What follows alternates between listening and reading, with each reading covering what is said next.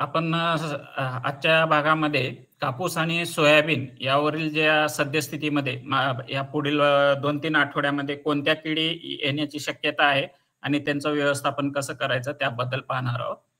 कापूस पिकामध्ये यापुढे जर आता पाऊस पडल्यानंतर उघाड पडली, तर फुलकिडीचा प्रादुर्भाव वाढू शकतो आणि गुलाबी बोंडअळीचा देखील प्रादुर्भाव जे पीक फुलोऱ्याच्या अवस्थेमध्ये आहेत, त्यावरती गुलाबी बोंडअळीचा प्रादुर्भाव आपल्याला आढळून येईल.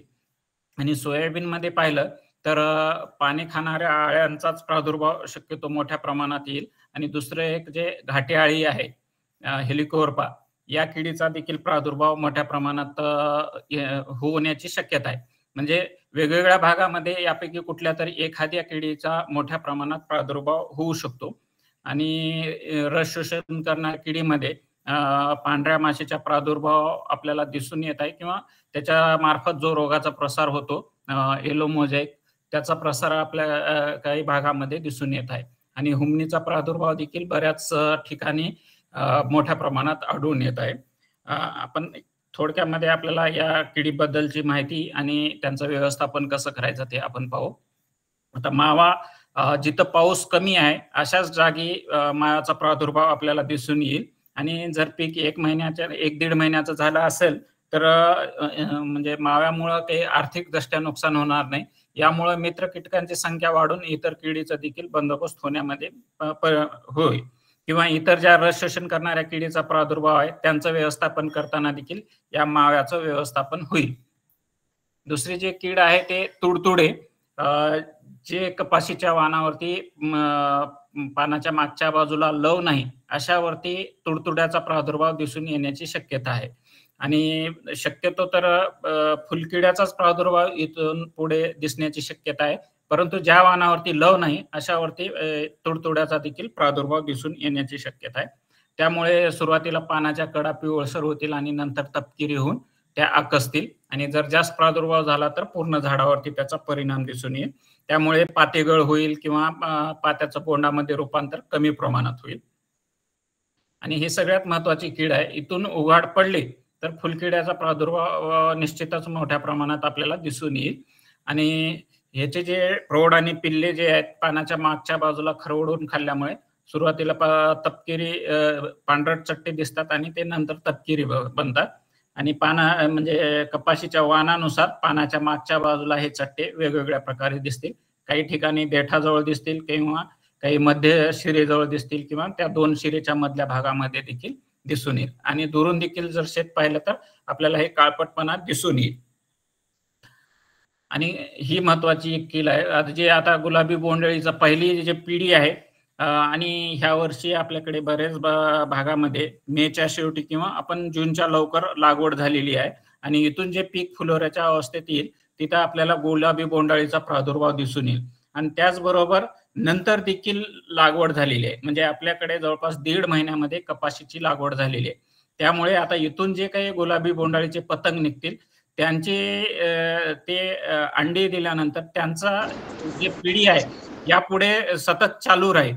म्हणजे यांच्या पिढीमध्ये म्हणजे पहिलं जे पिढी आहे यामध्ये खंड पडणार नाही. त्यांना खाद्य उपलब्ध झाल्यामुळे यापुढे ह्या वर्षी या हंगामामध्ये देखील म्हणजे गुलाबी बोंडअळीचा प्रादुर्भाव मोठ्या प्रमाणात दिसून येईल किंवा शक्यतो ऑक्टोबर पासूनच आपल्याला या गुलाबी बोंडअळीचा प्रादुर्भाव बोंडामध्ये दिसून येईल. आता सुरुवातीला आपल्याला डोमकळ्यामध्ये प्रादुर्भाव म्हणजे या गुलाबी बोंडअळीग्रस्त फुलं जर दिसून आले तर ते वेचून ते नष्ट करावे. त्यामधील अळीसह त्यांचा बंदोबस्त करावा आणि असे झाडाच्या खाली देखील आपल्याला म्हणजे फुलं किंवा पाते गळून पडलेले दिसतील ते सकाळच्या वेळेस वेचून ते नष्ट करावे आणि रस शोषण करणाऱ्या किडीसाठी किंवा इतर काही किडीसाठी यांच्या व्यवस्थापनासाठी पिवळे आणि निळे चकट सापळे लावावे. याचा म्हणजे तुडतुडे आणि पांढऱ्या माशीचा आणि फुलकिड्याचा निश्चितच खूप चांगल्या प्रकारे यामुळे त्यांचं व्यवस्थापन होतं. कामगंध गुलाबी बोंडअळीसाठी कामगंध सापळे लावावे. कमीत कमी 2 प्रति एकरी सर्वेक्षणासाठी लावावे किंवा 8 ते 10 सामूहिकरित्या पतंग आकर्षित करून मारण्यासाठी करावे. पक्षी थांबे लावावे 10 ते 12 प्रति एकरी आणि प्रकाश सापळा प्रति हेक्टरी 1 लावलं तरी या प्रकाशाकडे रात्रीला काही किडी जमा होतात आणि त्यामध्ये आपण त्यांचं काही प्रमाणात बंदोबस्त करू शकतो. आणि कीडग्रस्त भाग म्हणजे प्रादुर्भावग्रस्त गळालेली पाते, बोंडे जमा करून ती नष्ट करावी.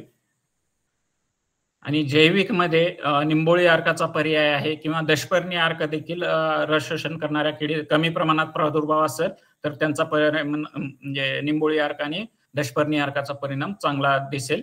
आणि बाजारामध्ये जे अझाडिरॅक्टिन घटक असलेले उपलब्ध आहेत त्यांचा वापर करावा. आणि रासायनिक जर करायचं झालं तर यामध्ये काही बरेचसे कीटकनाशकाची शिफारस आहे, परंतु हे वेगवेगळे मोड ऑफ ऍक्शन असलेले म्हणजे किडीवर कार्य करण्याचे वेगवेगळी पद्धत असलेले इथं कीटकनाशक दिलेले आणि त्यातल्या त्यात म्हणजे मित्र कीटकासाठी किंवा निसर्गामध्ये कमी हानिकारक असे कीटकनाशक दिलेले. फ्लोनिकॅमाइड आहे, बुप्रोफेझिन, फिप्रोनिल, टोलफेनपायरॉड आणि डायनोटिफ्युरॉन हे रस शोषण करणाऱ्या किडीसाठी वापर करावा. किंवा काही मिश्र कीटकनाशक आहेत किंवा पिठ्या ढेकणाचा प्रादुर्भाव किंवा बोंडाळ्याचाही देखील प्रादुर्भाव झाला तर बुप्रोफेझिन प्लस ऍसिफेट हे एक कीटकनाशक आहे किंवा बुप्रोफेझिन अधिक फिप्रोनिल हे कीटकनाशक. यापैकी कुठल्याही एका कीटकनाशकाची एका वेळेस फवारणी करायचं. याच्यामध्ये फक्त बुरशीनाशक मिश्रण करून वापर करावा. इथं काही नावं दिलेले म्हणजे ह्या कीटकनाशकाचं नाव आणि इथं बाजारातील काही नावं दिलेले. आता दुसरं जे महत्वाचं पीक आहे सोयाबीन. यामध्ये पाने खाणाऱ्या अळ्यामध्ये उंटाळी, केसाळ अळी, तंबाखूवरील पाने खाणारी अळी, काळी काटेरी अळी, बीटवरील लष्करी अळी ह्या पाने खाणारे आहेत आणि कळ्या, फुले, शेंगा खाणारे घाटे अळी. यापैकी म्हणजे सगळ्याच किडी काही म्हणजे प्रत्येक शेतावर येतील असं नाही. म्हणजे कोणत्या तालुक्यामध्ये तुम्हाला एखादी उंटाळीचा मोठ्या प्रमाणात प्रादुर्भाव दिसेल, काही तालुक्यामध्ये केसाळ अळीचा प्रादुर्भाव दिसेल, काही मध्ये तंबाखूवरील पाने खाणारे अळीचा किंवा काही ह्याचा घाटे अळीचा. आता कर्नाटक शेजारील राज्यामध्ये उत्तर कर्नाटकामध्ये घाटे अळीचा प्रादुर्भाव सोयाबीनवर मोठ्या प्रमाणात दिसून आलेला आहे. आणि पाठीमागची स्लाइड घ्या ना, मला कीटकनाशकाचा स्क्रीनशॉट घ्यायचा आहे. ओके. हा, एक मिनिट सर. Thank you sir. आणि पांढऱ्या माशीमुळे मोझॅईकचा देखील प्रसार आपल्याकडे दिसून येत आहे. आता हे उंटाळी, हिरव्या उंटाळ्या वेगवेगळ्या प्रजाती आहेत. आता इथून जे 15-20 दिवस आहेत आणि सध्याच जर आपल्याकडे सतत आता झड लागल्यामुळे आपण काही शेतामध्ये जाऊ शकत नाही आणि सर्वेक्षण होत नाही. त्यामुळे आता थोडंफार लक्ष देणं गरजेचं आहे. कारण की 3-4 दिवसामध्येच म्हणजे या किडीमुळं मोठ्या प्रमाणात नुकसान होण्याची शक्यता असते. त्यामुळे कमीत कमी जे घराजवळ शेत आहे किंवा आपलंच म्हणून नाही किंवा इतर कोणाचंही असलं तर तिथं लक्ष द्या. तिथं जर कुठं आळ्याने खाल्ल्याचं जर दिसून येत असेल तर थोडं आपल्याला जागरूक राहणं गरजेचं आहे. आता ही हिरवी उंटाळी आहे.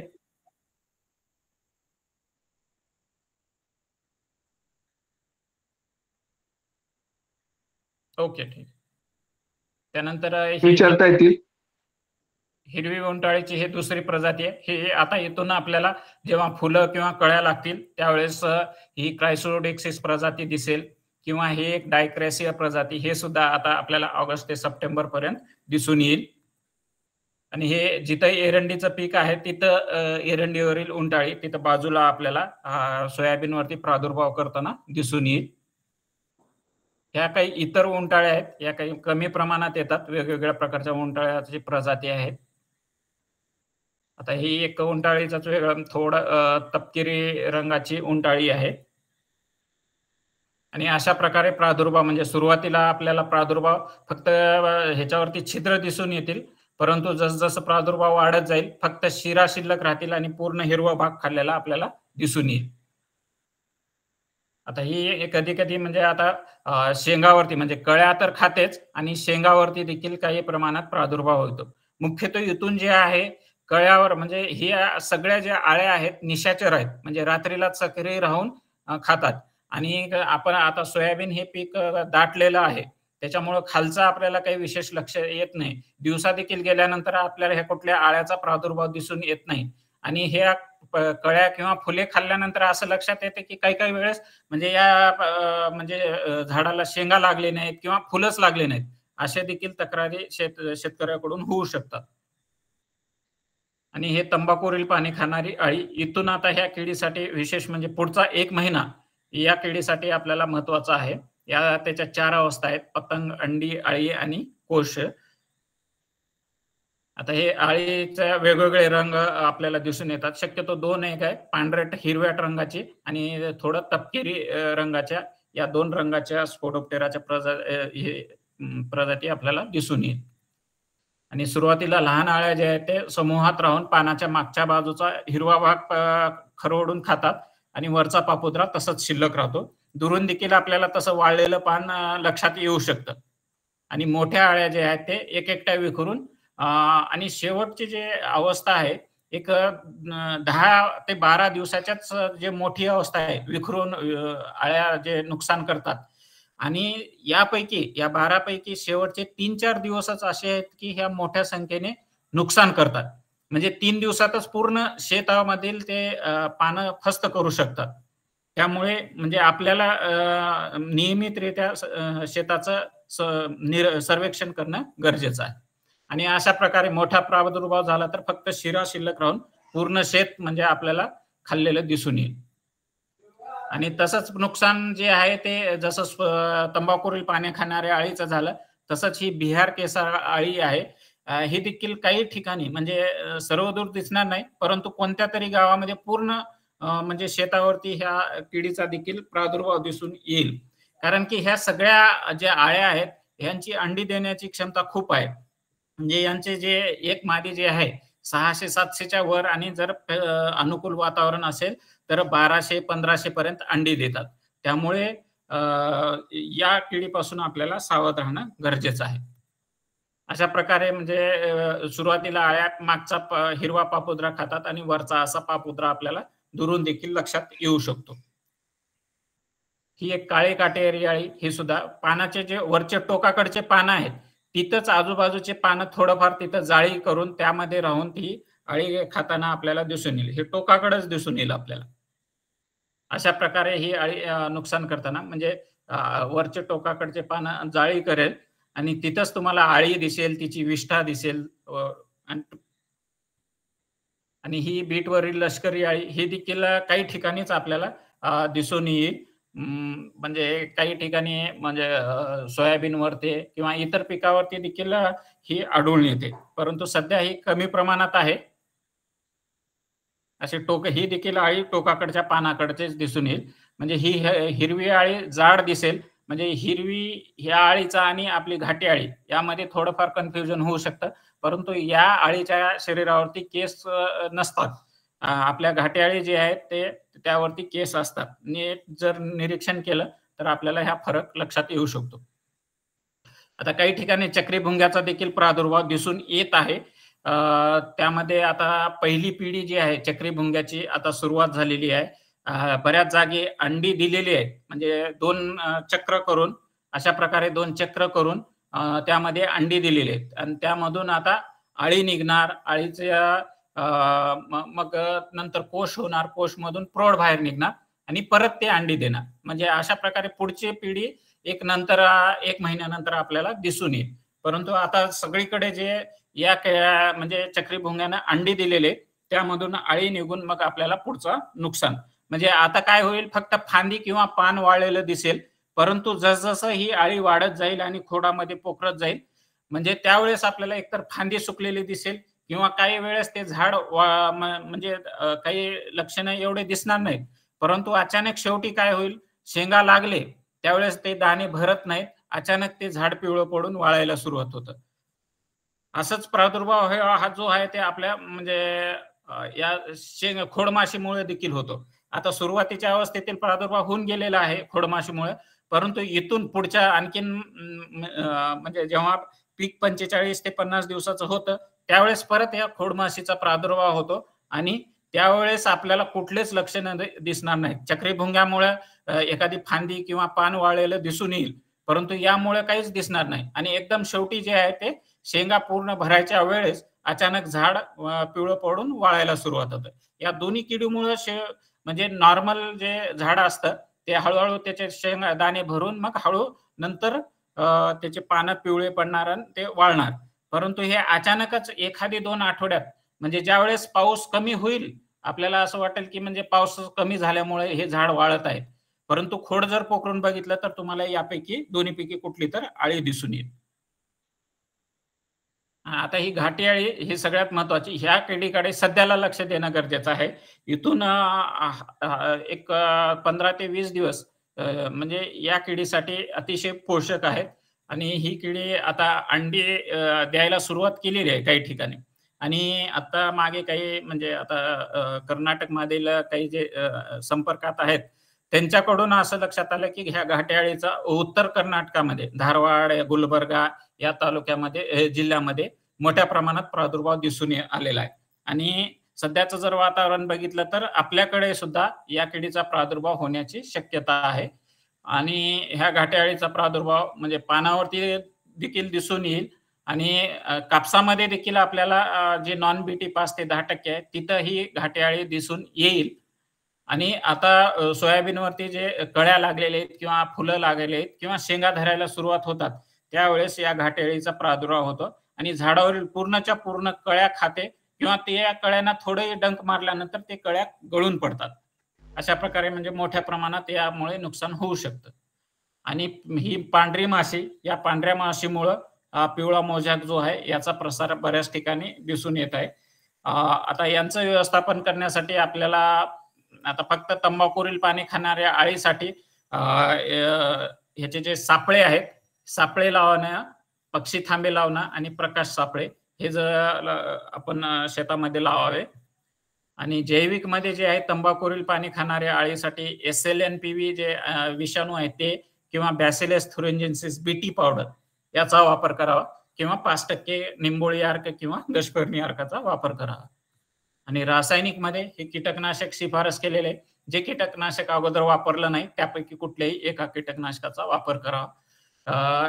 यापैकी शक्यतो हे गट वेगवेगळे जे आहेत इमामेक्टिन बेन्झोएट, प्रोफेनोफॉस आणि क्लोरॅन्ट्रॅनिलिप्रोल. या क्लोरॅन्ट्रॅनिलिप्रोलमध्ये फ्ल्युबेंडामाइड हा सारखाच गट आहे आणि इंडोक्झाकार हे वेगवेगळे गट आहेत आणि जर पांढऱ्या माशीचा प्रादुर्भाव जिथं जास्तच आहे किंवा पिवळा मोझॅक दिसून येत असेल, तिथं ह्या खालीचे 2 कीटकनाशक दिलेले आहेत. त्यापैकी कुठल्याही एका कीटकनाशकाचा वापर करावा. हे असिटामिप्रिड अधिक बायफेन्थ्रिन हे कीटकनाशक आहे. ह्या आळ्यासाठी सुद्धा काम करतं आणि पांढऱ्या माशीवर सुद्धा काम करतं किंवा फ्लोनिकॅमाइड म्हणून जे आहे फक्त हे रस शोषण करणाऱ्या किडीसाठी काम करतं. विशेष जिथं पांढऱ्या माशी म्हणजे पिवळा मोझॅक जास्त दिसतो तिथं यापैकी कुठल्याही एका कीटकनाशकाची फवारणी घ्यावी. इथं जे आहे ते बाजारात कीटकनाशक जे कोणते आहेत ते दिलेले आहे. यापैकी कुठल्याही एका कीटकनाशकाची आपण फवारणी करावी. इथं बाजारात जे वेगवेगळे नावं आहेत ते दिलेले आहेत. अशा प्रकारे ह्या 2 पिकावरील किडीचं व्यवस्थापन झालं. आता हुमणीचं व्यवस्थापन जे आहे ते आपल्याला एकात्मिकरित्या व्यवस्थापन करणं गरजेचं आहे. जर प्रकाश सापळे पावसाळ्याच्या वेळेस जर आपण प्रकाश सापळे लावून ह्या प्रौढ भुंगाराचं व्यवस्थापन केलं तर आपल्याला इथलं जे अळीचं व्यवस्थापन आहे ते चांगल्या प्रकारे करता आलं येईल. परंतु आता ती वेळ गेलेली आहे. परंतु आता इथून जे आहे या किडीसाठी म्हणजे फक्त अळी अवस्थेच्या व्यवस्थापनासाठी आपल्याला काम करणं गरजेचं आहे.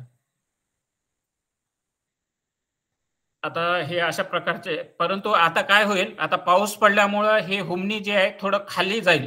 आता लगेचच्या लगेच काही आपल्या पिकांना एक थोडं म्हणजे एक चांगलं आहे. थोडं जर हे पीक वाढलं तर म्हणजे काही ना काही आपल्याला पिकाचं येऊ शकतं. परंतु जर जिथं-जिथं उघाड आहे किंवा कमी पाऊस आहे, तिथं मात्र सोयाबीनला आपल्याला निश्चितच ह्या हुमणीचा जास्त त्रास होईल. आता ह्या हुमणीच्या बंदोबस्तासाठी आपल्याला एकतर जे आंतरमशागत आहे, ते आंतरमशागत करून जे काही अळ्या दिसतात, ते वेचून ते नष्ट करणं आणि दुसरा जे पर्याय आहे मेटारायझियम एनिसोप्ली. हे सगळ्यात चांगला पर्याय आहे. जिथं नुकसान होत आहे पिकाला, सुरुवातीला रासायनिक कीटकनाशकाचा वापर करा आणि त्यानंतर 10-12 दिवसानं या मेटारायझियमचा वापर करा. आणि 100% म्हणजे जिथं जिथं हुमणीचा प्रादुर्भाव आहे त्याने सप्टेंबरच्या आत जे आहे मेटारायझियमचा वापर करणं गरजेचं आहे. 10 किलो प्रति हेक्टर, 4 किलो प्रति एकर वापर केलं तर त्याचं चांगलं. आणि एक दाणेदार 10% दाणेदार बाजारामध्ये एक उपलब्ध आहे, ते 60 किलो प्रति हेक्टरी शेणखतात 1:10 असं मिसळून त्याचा वापर करावा. आणि काही सूत्रक्रमी सुद्धा बाजारात उपलब्ध आहेत 1-2 कंपन्याचे, ते देखील वापरलं तर म्हणजे त्याचे देखील परिणाम चांगले आहेत. विशेष करून ऊसावाले जे शेतकरी आहेत त्यांनी या सूत्रक्रमीचा वापर केला त्यांना चांगले रिझल्ट भेटतील. आणि हे जे वेगवेगळ्या पिका भुईमुग ऊसामध्ये शिफारस आहेत याच्यामध्ये शक्यतो हे 2 म्हणजे वापरण्यास सोपे आहेत. फिप्रोनिल 40% अधिक इमिडाक्लोप्रिड 40% किंवा हे थायमिथॉक्झान अधिक बायफेन्थ्रिन हे सुद्धा आहे. यापैकी कुठल्याही एकाचा वापर करावा. बाकी हे दाणेदार कीटकनाशक जे आहेत ते थोडे महागडे आहेत. बाकी हे जे दुसरे आहेत त्यांचा वापर केला तर तुम्हाला म्हणजे एकरी 1000च्या आसपास खर्च येईल. यापैकी कुठल्याही एकाचे म्हणजे दाणेदार वापरायचं किंवा जर ते पाण्यात मिसळणारे जर असतील तर त्याची आळवणी करायची. इथं कंसामध्ये दिलेलं आहे आणि समोर जे आहे ते काही बाजारातील नावं दिलेले. धन्यवाद. जर का आपले काही प्रश्न असतील तर आपण या नंतरच्या चर्चा करू. धन्यवाद सर. धन्यवाद. एक मिनिट. धन्यवाद बेदे सर. तुम्ही खूप छान पद्धतीनं आणि विस्तृत पद्धतीनं सद्य परिस्थितीतील सोयाबीन असेल, कापूस असेल या पिकावरील विविध किडींची माहिती देऊन काय व्यवस्थापन कसं करायचं, त्यासोबतच महत्वाचा जो विषय होता आजचा हुमणी कीड व्यवस्थापन याविषयी माहिती दिली. निश्चितच शेतकऱ्यांना त्याचा फायदा होईल आणि त्या पद्धतीनं ते त्यांच्या पिकांचं व्यवस्थापन करतील. त्याबद्दल आपले खूप खूप धन्यवाद. यानंतर आपण प्रश्नोत्तर या ठिकाणी घेणार आहेत. तर मी एक एक नाव घेतो तर त्यांनीच आपला माईक चालू करावा आणि त्यानंतर प्रश्न विचारावा. सर्वांचे आपण इथं प्रश्न घेण्याचा प्रयत्न करू आणि निश्चितच सर्वांची उत्तर या ठिकाणी मिळतील. तर मी श्री विकासजी आपण प्रश्न विचारावा.